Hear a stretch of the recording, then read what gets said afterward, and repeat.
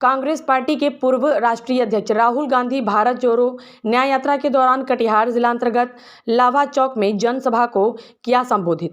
उन्होंने सभा को संबोधित करते हुए कहा कि मैं बिहार में ओबीसी समुदाय को बताना चाहता हूं कि 90 अधिकारियों में से केवल 3 ओबीसी है, इसलिए हमने इस दिशा में एक क्रांतिकारी कदम की बात कही है। भारत को अब पता होना चाहिए कि देश में ओबीसी दलितों की सही आबादी कितनी है, इसलिए हम भारत में जाति जनगणना चाहते हैं।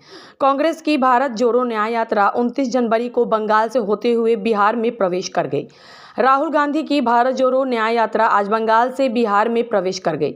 बिहार में यात्रा में के राहुल गांधी ने पीएम मोदी पर हमला करते हुए कहा कि मणिपुर 9 महीने से हिंसा की आग में जल रहा है, लेकिन प्रधानमंत्री नरेंद्र मोदी को राज्य का दौरा करने का समय नहीं मिल रहा।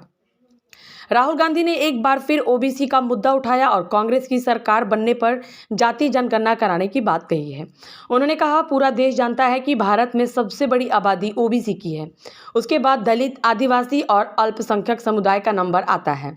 मैं ओबीसी समुदाय को बताना चाहता हूं कि केंद्र सरकार को 90 IAS अधिकारी चला रहे हैं, वे केंद्रीय बजट को नियंत्रित करते हैं। मैं बिहार में ओबीसी समुदाय को बताना चाहता हूं कि 90 अधिकारियों में से केवल 3 ओबीसी है और इस प्रकार ओबीसी के लिए बहुत कम पैसा आवंटित किया गया है, इसलिए हमने इस दिशा में एक क्रांतिकारी कदम की बात कही है। भारत को अब पता होना चाहिए कि देश में ओबीसी दलितों की सही आबादी कितनी है, इसलिए हम भारत में जाति जनगणना चाहते हैं।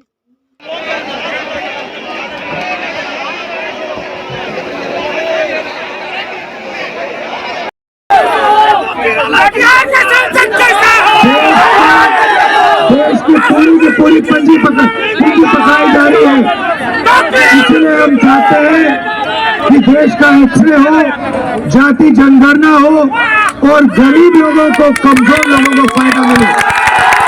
आपका बहुत बहुत धन्यवाद। जय हिंद।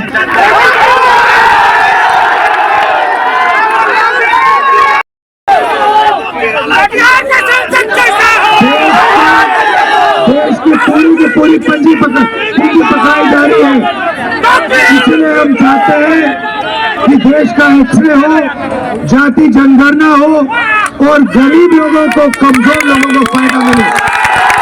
आपका बहुत बहुत धन्यवाद। जय हिंद।